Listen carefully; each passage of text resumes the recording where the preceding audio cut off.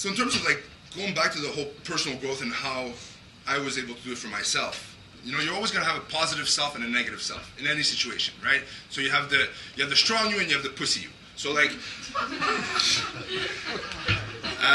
so you can always tell yourself, you know, I'm faced with a situation, right? Am I going to be like the strong me, or I'm going to like duck out, you know? And the more and more you realize that, and you train yourself to be the strong you and to be the positive you, the more and more you're going to be addicted to that habit of being that strong person, being that person that betters themselves at every second of every day. And that's probably the most important thing you could do in your life, is just to become a better person, to become better at whatever it is that you want to be in life, right?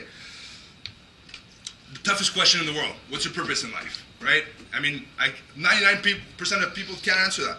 What is your purpose in life? And, you know, I did a structure, well, through a lot of reading, whatever, towards finding a personal mission statement and how to build one.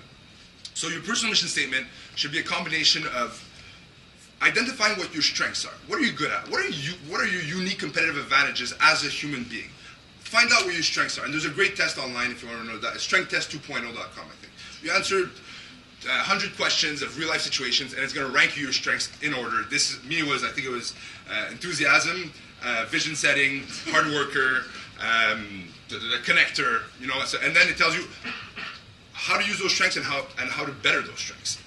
Then it's passion, right? Passion is the most important thing in the world. So how do you identify what your passion is? Well, what did you want to do when you were 7 years old, when money wasn't important? You know, when social norms weren't important. You know, I wanted to invent stuff. I told my dad, I'm like, I don't need to go to school. He's like, yeah, you got to learn how to read. I'm like, no, I want to invent stuff.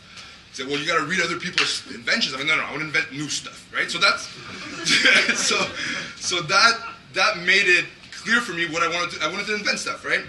So another good question that you could ask yourself, and this one takes a bit more of psychoanalysis to answer, but you know, if you had all the money in the world, you could do whatever you want.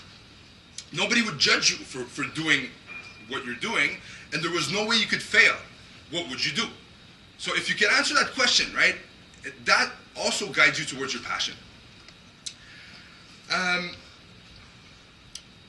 So if I'm to give you, before I get back to TG Capital and what I'm building right now, you know, if I to give you a bit of advice on like a daily process that you can do towards growing yourself and becoming better, you know, it's set goals. You know, set goals about what you want to accomplish. You know, make smart goal setting. You've all heard about that, and break them down into small attainable goals that you can get done every day.